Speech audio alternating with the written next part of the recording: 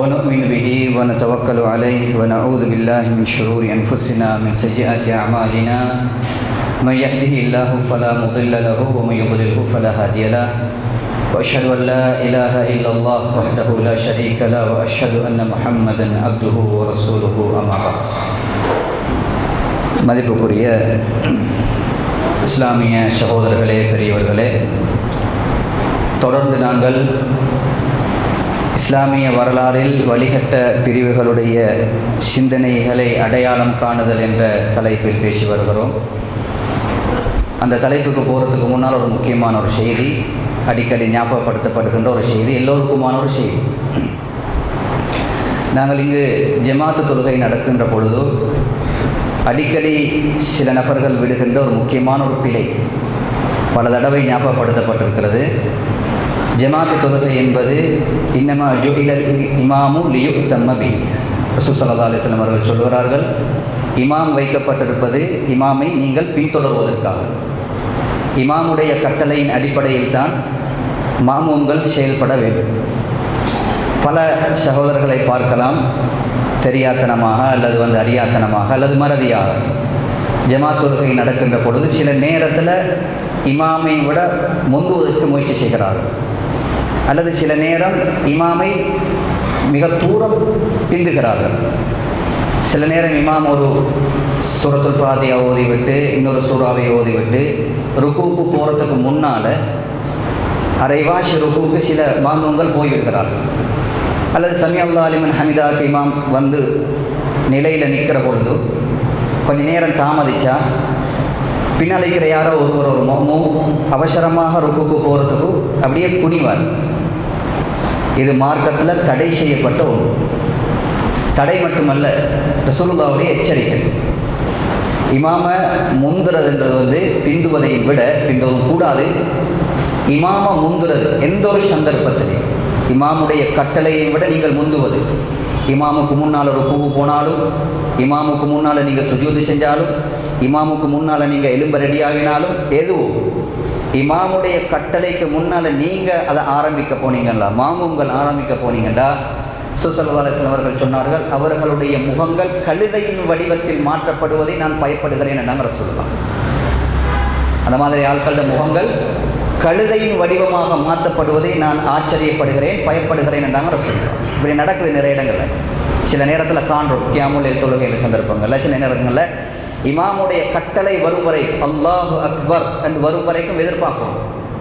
வந்து சில நேரம் இமாம் நிலையில் அவர் தாமதிக்கிற நேரத்தில் சிலர் அப்படியே புனிய ரெடியாராங்க, அப்படி போகிறது கூடாது.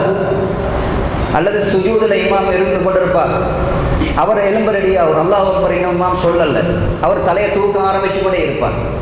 இதெல்லாம் பாரிய பிழை.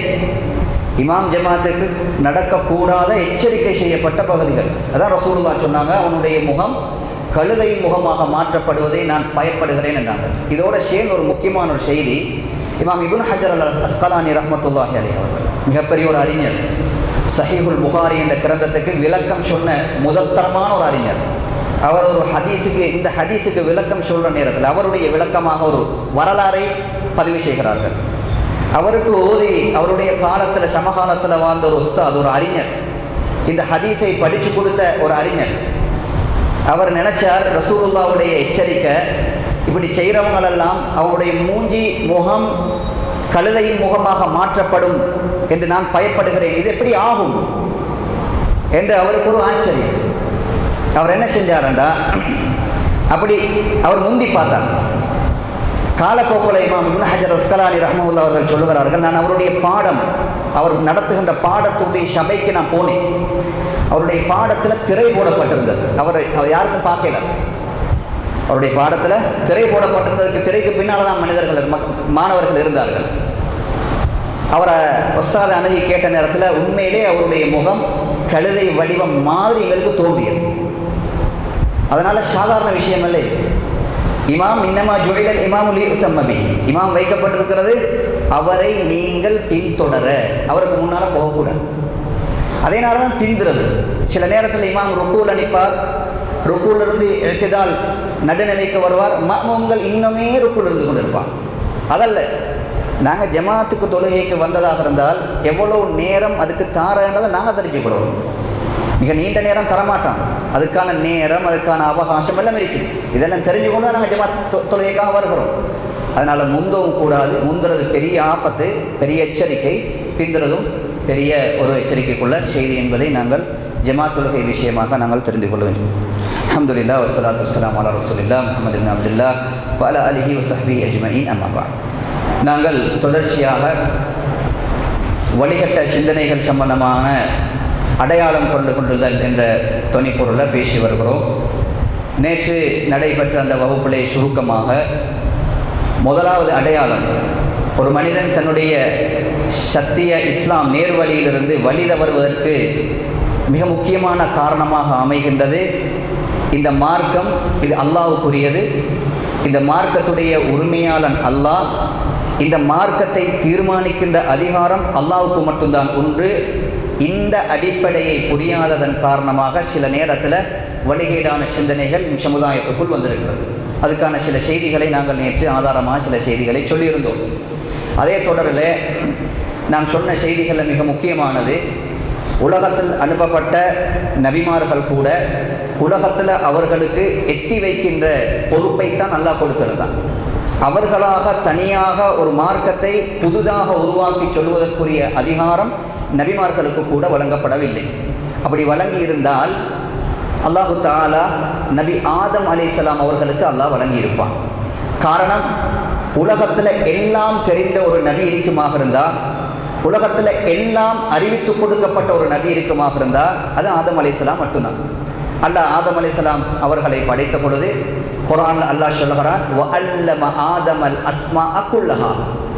உலகத்தில் இருக்கக்கூடிய எல்லா அறிவையும் நாங்கள் ஆதமுக்கு சொல்லிக் கொடுத்தோம் என்று அல்லாஹ் குர்ஆனில் சொல்லுகிறான். அப்படி எல்லாம் சொல்லிக் கொடுக்கப்பட்ட ஆதம் நபி ஒரு தவறு செய்துவிட்டு உலகத்துக்கு வருகிறார். உலகத்துக்கு வந்த பொழுது அல்லாஹ் அவருக்கு முதலாவதாக சொன்ன கட்டளை, அல்லாஹ் அவர்களுக்கு முதலாவதாக சொன்ன கட்டளை, லயத்தியன்னகும் மின்னி ஹுதா.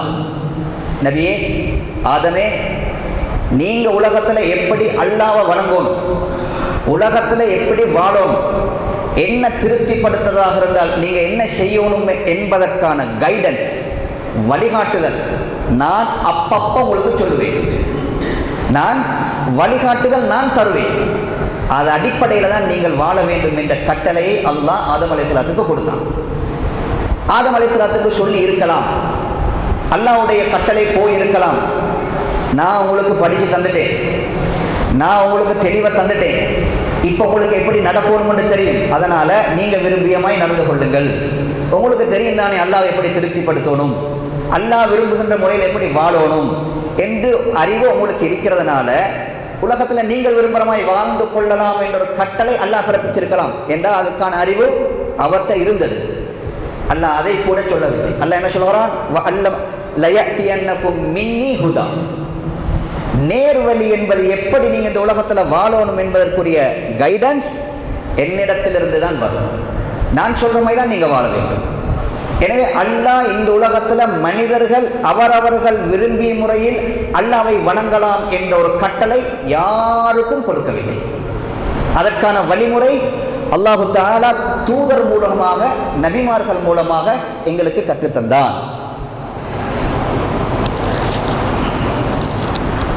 அந்த அடிப்படையில் நாம் நேற்று சொன்ன முக்கியமான செய்தி என்னவென்றால், எம்முடைய கொள்கை பிழையாகுவதற்கு முக்கியமான காரணம் எங்களுக்கு சொல்லப்பட்ட செய்திகளை நாங்கள் பின்பற்றாமல் எங்களுடைய பகுத்தறிவு, நாங்கள் சிந்திக்கிற மாதிரி எங்களுக்கு எது அழகாக விளங்குகிறதோ அதையெல்லாம் இஸ்லாமாக நடைமுறைப்படுத்துவதற்கு ஒரு சிலர் நினைக்கிறார்கள். வெளிப்பார்வையில் இது ஒரு நல்ல ஒரு விஷயமாக விளங்கலாம். அல்லாஹ்வுக்கு தேவையானது இபாதத்து தானே, நாம் விரும்புகிற மாதிரி அல்லாஹ்வை வணங்கிடலாம் தானே என்று சிலர் நினைக்கலாம். ஆனால் இஸ்லாமிய சமுதாயத்தில் தக்தீமுல் அக்லி அலன் நக்ல், ஆதாரத்தையும் விட தன்னுடைய பகுத்தறிவை முற்படுத்தியதன் காரணமாக இஸ்லாத்தில் தோன்றிய பயங்கரமான வழிகட்ட அமைப்புகள் என்று அடையாளம் காணப்பட்டிருக்கிறது. காரணம், ஒன்றே ஒன்றுதான். ஹதீஸ் இருக்கும், குர்ஆன் இருக்கும், அதற்கான விளக்கங்கள் இருக்கும். அதையும் தாண்டி இவர்கள் என்ன செய்தார்கள் என்றால், தன்னுடைய புத்திக்கு எது சரியாக படுகிறதோ, தன்னுடைய புத்தி எதை சொல்லுகிறதோ, குர்ஆன் ஹதீஸையும் விட அதை முற்படுத்தினார்கள். குர்ஆன் ஹதீஸுடைய ஆதாரத்தையும் விட அதற்கு முக்கியத்துவம் கொடுத்தார்கள். இதனால் என்ன நடந்துச்சு? இதனால் வழிகட்ட பிரிவுகள் தோன்றுவதற்கு மிக முக்கியமான காரணமாக அமைஞ்சது. குறிப்பாக நான் ஒரு இஸ்லாமிய வரலாறுல தோன்றிய ஒரு முக்கியமான பயங்கரமான ஒரு ஃபிர்கா, ஒரு கூட்டத்தை பற்றி சொல்றேன். நீங்கள் அடிக்கடி கேள்விப்பட்டிருப்பீங்க, ஹவாரிஜி என்ற சிந்தனை இன்னும் உலகத்தில் இருக்குது. எங்களோட பார்வைக்கோ எங்களுடைய சூழல்லையோ அது இல்லாவிட்டாலும் இஸ்லாத்தில் தோன்றிய பயங்கரமான, ஆகப்பட்டு மோசமான, அதிலிருந்து இன்னும் எத்தனையோ பயங்கரமான கூட்டங்கள் தோன்றுவதற்கு காரணமாக அமைஞ்ச ஒரு காரணி தான் ஹவாரிஜ் சிந்தனை. ஹவாரிஜ் என்பது ஹாரிஜ் என்ற சொல்லில் இருந்து வந்தது. அதனுடைய பேர் தான் ஹவாரிஜ். ஹாரிஜ் என்றால் லீவ், வெளியாகிய கூட்டம். இஸ்லாத்தை விட்டு வெளியாகிய கூட்டத்துக்கு அந்த பேர் வைக்கப்பட்டிருக்கிறது. யார் இவர்கள்? இவர்கள் யார் என்பதற்கு உலமாக்கள் அடையாளம் காணுகிறார்கள். ரசூலுல்லாவுடைய காலத்திலே ரசூலுல்லா இவர்கள் குறித்து முன்னெச்சரிக்கை சொன்னார்கள். ரசூலுல்லா, நான் நினைக்கிறேன் ஹுனைன் யுத்தம் அல்லது ஏதோ ஒரு யுத்தத்தில் கிடைக்கப்பட்ட கனிமத் பொருட்களை ரசூலுல்லா பங்கு வைக்கிறாங்க. பங்கு வைக்கிற நேரத்தில் ஒரு மனிதர் வாரார். அவருடைய முடியில் தட்டை, வெறும் தட்டையான ஒரு ஆள். அவருடைய பேர் ஜுல் ஹுவைசிரா. ரசூலுல்லா பங்கு வைக்கிற நேரத்தில் ரசூலுல்லா பார்த்து சொன்னாங்க, இஅ்தில் யா முஹம்மதே, நீதமாக பங்கு வைங்கள் என்றார்கள். ரசூலுல்லாவுக்கு ஆச்சரியமும் கோபமும் கடுமையான கவலையும். ரசூலுல்லா பார்த்து கேட்டாங்க, இல்லம் அஅ்தில் ஃபமன் யஅ்தில், நான் நீதம் செலுத்தாவிட்டால் இந்த பூமியில நான் நீதமாக நடந்து கொள்ளாவிட்டால் வேறு யாரப்பா நீதமாக நடந்து கொள்வார்? ரசூலுல்லாஹ் சொன்னாங்க. கொஞ்சம் நேரம் கழிச்சு அதுக்கிடையில உமர் இப்னு கத்தாப் ரலியல்லாஹு தஆலா அவங்களுக்கு கோபம் வந்துச்சு. ரசூலுல்லாஹ்ட்ட கேட்டாங்க, தஅனி யா ரசூலல்லாஹ் அக்துலுஹு, யா ரசூலல்லாஹ் அனுமதி தாங்க, களத்தை வெட்டுறேன். உங்களுக்கு வந்து இப்படி சொல்லவர் அதபில்லாத. ரசூலுல்லாஹ் சொன்னாங்க, விடுங்கள். இன்ன மின் தி ஹாதர் ரஜுல், இந்த மனிதனுடைய பரம்பரையில் ஒரு சிலர் வர இருக்கிறார்கள். அவர்களுடைய நோன்பை, தொழுகையை நீங்கள் ஒப்பிட்டு பார்த்தா, உங்களுடைய நோம்போடையும் தொழுகையிடம் ஒப்பிட்டு பார்த்தா, சே என்னப்பா எங்களோட நோன்பும் எங்களோட தொழுகையும், இவங்க தொழுற, இவங்களோட நோன்பு, இவங்களோட ஜக்காத், இவங்களோட இபாதத் கம்பேர் பண்ணவே மாட்டீர்கள். அந்த அளவுக்கு தரமாக இருக்கும். யக்ரஊனல் குர்ஆன், குர்ஆனை ஓதுவார்கள். லா யுஜாவிது ஹனாஜிரஹும், தொண்டைக்குழியை அது இறங்காது. யம்ருகூன மினத் தீனி கமா தம்ருக்கு ஸஹ்மு மினர் ரமியா, மார்க்கத்தை விட்டு எவ்வளவு வேகமாக இவர்கள் வெளியில போவார்கள் தெரியுமா? ஒரு அம்பில் இருந்து ஈட்டியை எடுத்து ஒருவன் உடுற வேகத்தையும் விட வேகமாக மார்க்கத்தை விட்டு வெளியில பேசிடுவார்கள். காரணம் தான் பின்னால வருகிறது. ரசூலுல்லாஹ் இவர்கள் குறித்து சொன்ன பொழுது இந்த ஹதீஸை அறிவிக்கின்ற சஹாபி சொல்லுகிறார்கள், இவர்கள் குறித்து இன்னும் மேலதிகமான சில அடையாளங்களை ரசூலுல்லாஹ் சொன்னாங்க. அவ்வளவு அடையாளத்தையும் ஹவாரிஜிகள் சிந்தனை எப்போ உருவாகியதோ அப்ப நான் கண்டேன் என்பதாக இப்னு மஸ்ஊத் ரலியல்லாஹு தஆலா அவர்கள் சொல்கிறார்கள். இந்த ஹவாரிஜி யார், எப்படி வந்தார்கள், ஏன் வழிகட்டு போனார்கள், அந்த காரணம் எங்களுடைய இப்பொழுது வாழ்கின்ற சமுதாயத்தில் இருக்கிறதா இல்லையா என்பதை பகுப்பாய்வு செய்வதற்கு தான் இந்த வரலாறு. யார் ஹவாரிஜிகள் என்றால், ரசூலுல்லாஹ்வுடைய காலம், அதுக்கு பின்னால் அபூபக்கருடைய ஆட்சி, அதுக்கு பின்னால் உமர் இப்னு கத்தாபுடைய ஆட்சி, அதுக்கு பின்னால் இஸ்லாமிய வரலாறுல உஸ்மான் இப்னு அஃபான் ரலியல்லாஹு தஆலாவுடைய ஆட்சி. எங்களுக்கு தெரியும் ஃபித்னாக்களுடைய ஆரம்பம் இந்த ஆட்சியில தான் வந்தது. ஏன்?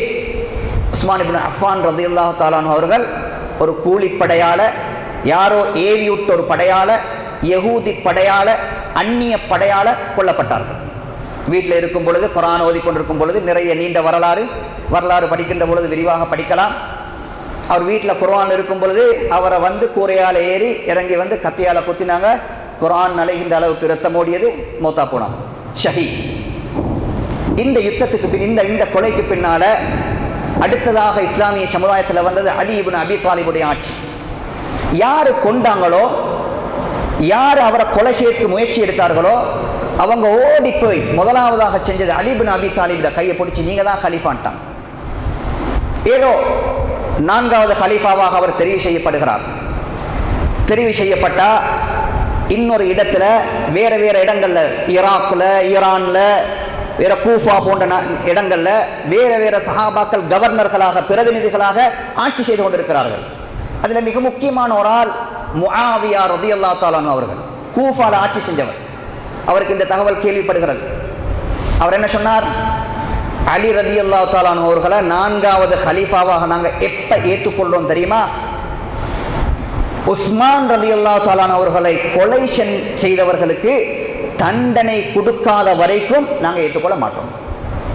அவர்களுக்கு தண்டனை கொடுக்க வேண்டும். தண்டனை கொடுத்தா தான் அலியை நாங்கள் ஹலீஃபாவாக ஏற்றுக்கொள்வோம் என்ற அடிப்படையில் சஹாபாக்களுக்கு மத்தியில் ஒரு சின்ன பிரச்சனை உருவாகி, அதை நாங்கள் பேச வேண்டிய அவசியம் இல்லை, பேசுவதற்கு எங்களுக்கு அனுமதியும் இல்லை. சஹாபாக்கள் விஷயத்தில் வரலாறு சொல்லலாமே தவிர யாருக்கும் தீர்ப்பு சொல்ல முடியாது. ஏன்னா ரசூலுல்லாவுக்கு தோழமை கண்டு அல்லாஹ் தேர்வு செஞ்ச கூட்டம். ஸல்லல்லாஹு அலைஹி வஸல்லம் அவர்கள் புகழ்ந்து அஸ்ஹாபி அஸ்ஹாபி என்று சொன்ன கூட்டம். அவர்கள்ட்ட நடந்த பிரச்சனையை தீர்ப்பு சொல்ற அதிகாரம் எங்களுக்கு இல்லை. வரலாறு சொல்லலாம். வரலாறு சொல்கிற நேரத்தில் சில அறிஞர்கள் சொல்லுவார்கள், தில்க திமாஉன், அந்த ரத்தத்தில் எங்கட நாக்க பூசுறதுக்கு நாங்கள் விருப்பம் இல்லை. ஆம், பிரச்சனைகள் நடந்ததுதான், சிஃபீன் என்ற யுத்தம் நடந்ததுதான், லட்சக்கணக்கான சஹாபாக்கள் கொல்லப்பட்டதுதான் அல்லாஹ்வுடைய நாட்டம். ஆனால் அதை வச்சு நாங்கள் யாருக்கும் தீர்ப்பு சொல்ல மாட்டோம். ஏதோ இஸ்லாமிய வரலாறுல சிஃபீன் என்ற ஒரு யுத்தம் நடந்தது. யாருக்கு இடையில? அலி ரலியல்லாஹு தஆலா அன்ஹு, முஆவியா ரலியல்லாஹு தஆலா அன்ஹு, 2 பேருக்கும் இடையில தீராத யுத்தம். பிரச்சனை என்ன தெரியுமா? யுத்தம் 2 பேருக்கு மத்தியில, ஆனா யுத்தம் செய்யறவங்க 2மே கூலிப்படைகள். யுத்தம் நிற்காது. யாரோ இந்த இஸ்லாமிய சமுதாயத்தில் பிரச்சனைகளை ஏற்படுத்த வேண்டும் என்ற நோக்கத்தில் தான் 2 சபையிலையும் நின்றார்கள். அலியையும் சமாதானத்துக்கு விடவில்லை, முஆவியாவையும் சமாதானத்துக்கு விடவில்லை. அதனால கடுமையான யுத்தம், 90,000 பேர் கொல்லப்படுகின்ற அளவுக்கு யுத்தம். கடைசியில் ஒரு முடிவுக்கு வந்தார்கள், சமாதானமாகும். ஷோர்ட்டாக நான் சொல்ற செய்தி, ஹவாரிஜிகள் உருவாகின வரலாறு சொல்ற செய்தி. ஷோர்ட்டாக 2 பேரும் தீர்மானத்துக்கு வந்தாங்க, நாங்கள் 2 பேரும் சமாதானமாகும். எப்படி சமாதானமாகணும்? அலியுடைய தரப்பிலிருந்து ஒருவர், முஆவியாவுடைய தரப்பிலிருந்து ஒருவர் வந்து என்ன தெரியுமா செய்யணும்? அலியுடைய தரப்பிலிருந்து சொல்லணும், அலி ஹலீஃபாவிலிருந்து நான் நீக்கிவிட்டேன். முஆவியாவுடைய தரப்பிலிருந்து என்ன சொல்லணும் தெரியுமா? முஆவியாவை நான் ஹலீஃபாவிலிருந்து நீக்கிவிட்டேன். நாங்கள் 2 பேரும் சேர்ந்து பொதுவாக ஒருத்தர் என்ன செய்வோம், ஒரு ஹலீஃபாவா தேர்ந்தெடுப்போம் என்று சொல்லி 2 தரப்பாலும் நியமிக்கப்பட்டது. இதற்காக தீர்ப்பு சொல்வதற்காக தீர்ப்பு சொல்லுகின்ற அதிகாரத்தை கொடுத்து 2 பேரை நியமிச்சாங்க. இப்படி நியமிச்சதுக்கு பின்னால அந்த சபையிலிருந்து கிட்டத்தட்ட 6,000 பேர், அலியும் காஃபிர், முஆவியாவும் காஃபிர். எப்படி இந்த தீர்ப்பு 2 பேரும் உடன்பாடுக்கு வந்ததுக்கு பின்னால சொன்னாங்க, அலியும் காஃபிர், முஆவியாவும் காஃபிர். நவுது பில்லாஹ். 6,000 பேர் கொண்ட ஒரு படை அப்படியே கிளம்பி வந்து விட்டுச்சு. எங்க வந்தாங்க? அல் ஹரூரியா என்ற இடத்துல வந்து நின்றாங்க. சொன்னாங்க, அலியும் காஃபிராகி விட்டார், முஆவியாவும் காஃபிராகி விட்டார். காரணம் குர்ஆன்ல ஒரு வசனம் இருக்கிறது. என்ன வசனம்? இனில் ஹுக்மு இல்லா லில்லாஹ். சட்டம் இயற்றுகின்ற, ஹுக்கும் செய்கின்ற, தீர்ப்பு சொல்லுகின்ற அதிகாரம் அல்லாஹ்வுக்கு மட்டும்தான் உண்டு. அலி யாருக்கு கொடுத்தார்? உலகத்தில் இருக்கிற ஒரு மனுஷனுக்கு கொடுத்துட்டார் தீர்ப்பு சொல்ல, எனக்கு தீர்ப்பு சொல்ல சொல்லிட்டார். முஆவியா யாருக்கு கொடுத்தார்? ஒரு மனுஷனுக்கு கொடுத்தார். அல்லாஹ் குர்ஆன்ல சொல்றான், லில்லாஹ். தீர்ப்பு சொல்லுகின்ற அதிகாரம் அல்லாஹ்வுக்கு மட்டும் இருக்கின்ற சொல்லுகின்ற சந்தர்ப்பத்தில் அந்த அதிகாரத்தை மனிதனுக்கு கொடுத்தா காஃபிரா இல்லையா? காஃபிர் என்று 2 பேரையும் காஃபிராக்கிட்ட ஒரு கூட்டம் வெளியில வந்தாங்க. இவங்களுக்கு பேர் ஹரூரியா. இவர்கள் தான் ஹவாரிஜ், வெளியேறியவர்கள். ஹவாரிஜ் என்ற சிந்தனை,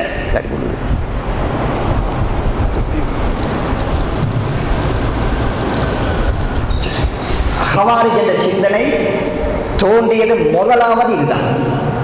எங்கே ஏற்பட்ட கோளாறு? குர்ஆன் வசனங்களை சரியாக புரிகின்ற விஷயத்தில் ஏற்பட்ட கோளாறு. உடனே என்ன நடந்தது? பெரிய இழப்பு. 6,000 பேர் கொண்ட படை. இப்னு அப்பாஸ் ரலியல்லாஹு தஆலா வந்தார்கள். அறிவுள்ள ஒரு சஹாபி.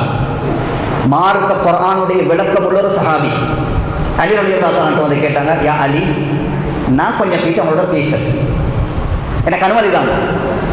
அலி ரலியல்லாஹு தஆலா சொன்னாங்க, வானம். அவங்கள கொண்டு போட்டுருவாங்கன்னு பயமா இருக்கு. என்ன காஃபிர்னு சொன்னவங்க, என்னோடு இருக்கிறவங்க, வார நேரத்தில் நீங்க காஃபிர்னு உங்களை கொண்டு போட்டா, இல்லை நான் போகிறேன் என்று சொல்லி இப்னு அப்பாஸ் ரலியல்லாஹு தஆலா அவங்க இருக்கிற இடத்துக்கு வரார். வந்தா சாப்பிட்டு கொண்டிருக்கிறாங்க இந்த 6000 பேரும். மர்ஹபன் இப்னு அப்பாஸ், இப்னு அப்பாஸை வாங்கோ. அவர் என்ன சொன்னார் நுழைந்தவுடனே, நான் முஹாஜிர்கள் அன்சார்கள்ட்ட இருந்து நான் வாரேன். அந்த வார்த்தையை பிற்காலத்தில் வந்து உலமாக்கள் சொல்றாங்க, அதி விசேட நுணுக்கமான ஒரு வார்த்தை. நான் யார்கிட்ட வாரேன் தெரியுமா? நான் முஹாஜிர்கள் அன்சார்கள்ட்ட இருந்து வாரேன். ரசூலுல்லாவுடைய ஷாச்சாவின் மகனுக்கிட்ட இருந்து வாரேன். ரசூலுல்லாவுடைய மருமகனுக்கிட்ட இருந்து வாரேன். அலி என்று சொல்லல, காவிரன்ட்டாங்களே. நான் யார்கிட்ட இருந்து வாரேன்டா, முஹாஜிர்கள் அன்சார்கள், குர்ஆன்ல நன்மாராயம் சொல்லப்பட்ட மனிதர்கள் இந்த கூட்டத்திலிருந்து நான் வாரேன். நான் சொல்லக்கூடிய செய்தியை கேட்கறதுக்கு உங்கள்கிட்ட யாராவது முஹாஜிர்கள் அன்சார்கள் அப்படி நெருக்கம் உள்ளவங்க யாராவது இருக்கிறாங்களா என்று கேட்டான். யாருமே இல்லை. விளங்கி கொண்டாங்க, இவங்க யாரும் சஹாபிகள் அல்ல, இவங்க பிற்காலத்தில் வந்தவர்கள். அதான் அந்த கேள்வியுடைய அர்த்தம்.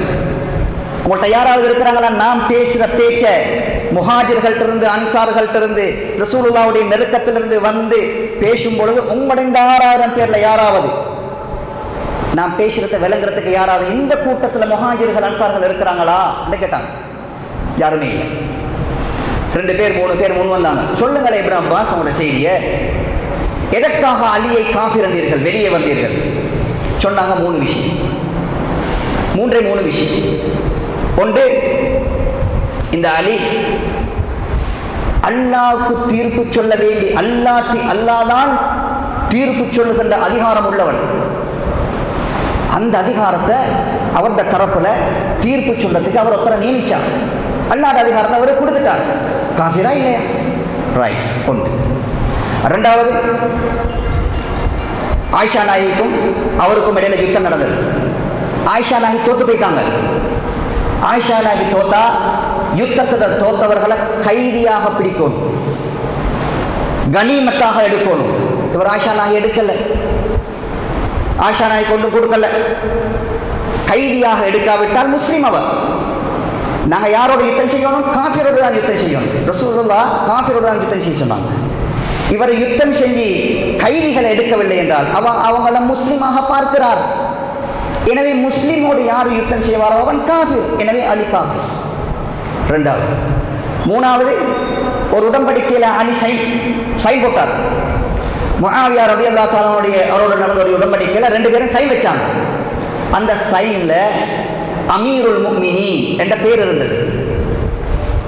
எதிர்த்தரப்பு சொன்னாங்க, அமீருல் முஃமினீன் அலிங்க, இரேஸ் பண்ணுங்க, டிலீட் பண்ணுங்க, நாங்கள் உங்களை அமீருல் முஃமினீன் ஏற்றுக்கொள்ளவில்லை.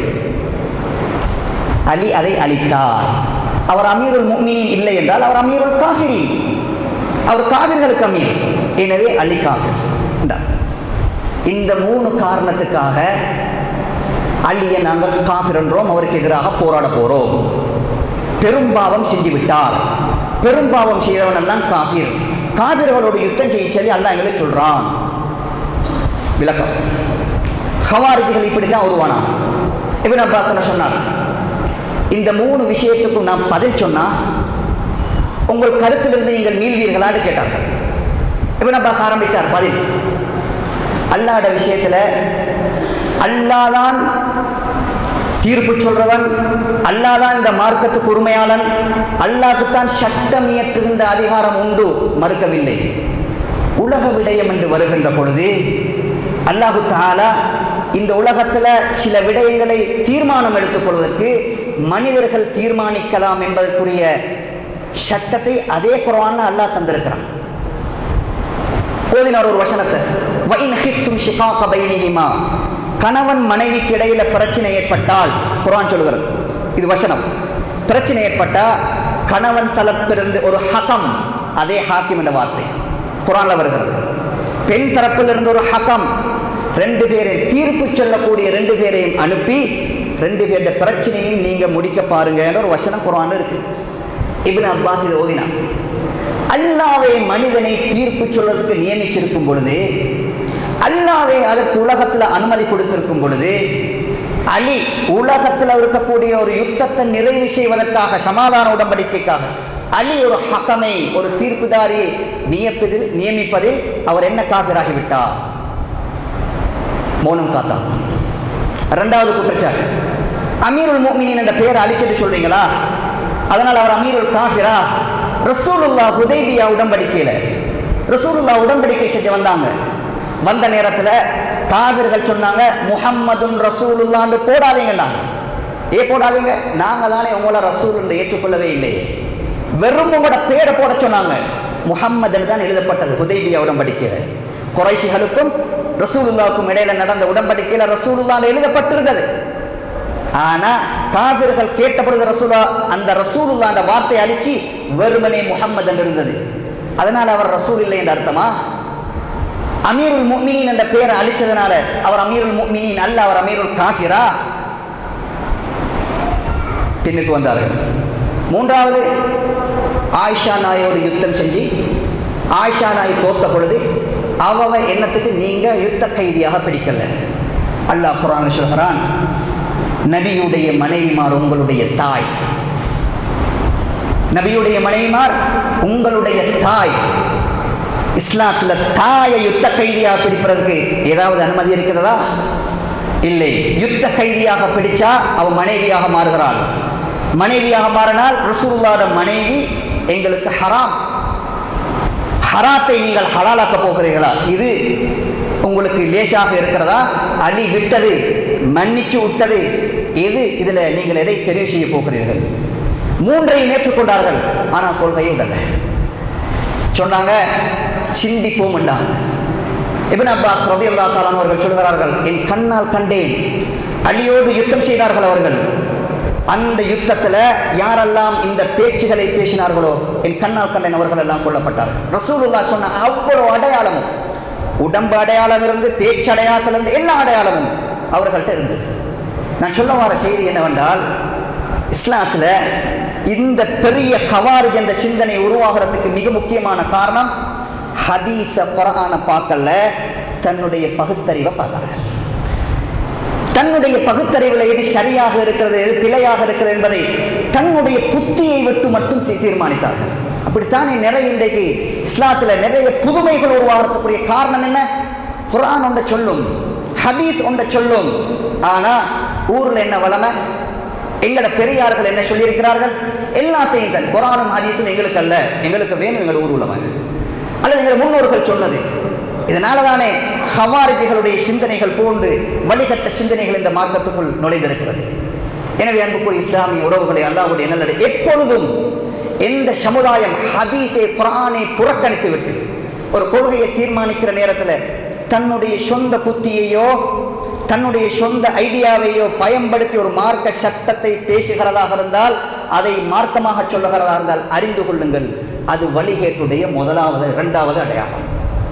எனவே இந்த மார்க்கம் நானோ நீங்களோ எங்களுடைய புத்தியால் தீர்மானிப்பதற்கு தந்தது அல்ல. இது முடிச்சு, ஃப்ரேம் க்ளோஸ். இது பின்பற்றத்துக்குரியது. ரசூலுல்லாஹ் சுவர்க்கத்துக்கு போகக்கூடிய வழியை காட்டி தந்துட்டு தான் போனாங்க. இமாம் மாலிக் ரஹ்மத்துல்லாஹி அவர்கள் சொல்கிறார்கள், பின்னால யாராவது வந்து ரசூலுல்லாஹ் சொல்லி தந்த விஷயத்துல ஏதாவது குறை இருக்கிறது சொன்னா ரசூலுல்லாஹ் நுபுவத்துக்கு துரோகம் செய்தார் என்று சொல்ல வருகிறார்.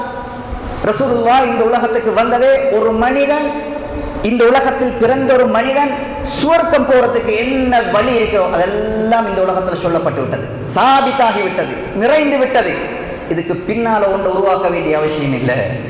அதனாலதான் பகுத்தறிவை, தன்னுடைய சுய சிந்தனையை, வகையை தாண்டிய சில செய்திகளை யாரெல்லாம் மார்க்கமாக பேசுவார்களோ அது ஹவாரிஜுடைய சிந்தனை, வழிகட்ட சிந்தனை. இப்படி வழிகேடுகள் நுழைவதற்கு இரண்டாவது மிகப்பெரிய காரணம் தக்தீமுல் அக்லி அலன் நக்ல். ஆதாரத்தையும் ஒத்தன்டிக்கையும் விட வேறொரு காரணத்தை, தன்னுடைய சுய புத்தி தான் நினைத்ததை விளக்கமாகவும் மார்க்கமாகவும் சொல்லுவது இந்த உலகத்தில் வழிகேடு உருவாகிறதுக்கு மிக பிரதானமான காரணமாக அமைந்திருக்கு. இன்ஷா அல்லாஹ் இன்னும் நிறைய செய்திகள் இருக்கிறது, அடுத்த வகுப்பில் நாங்கள் பார்ப்போம். சுப்ஹானக்கல்லாஹு வபிஹம்திக அஷ்ஹது அல்லா இலாஹா இல்லா அன்த அஸ்தக்ஃபிருக.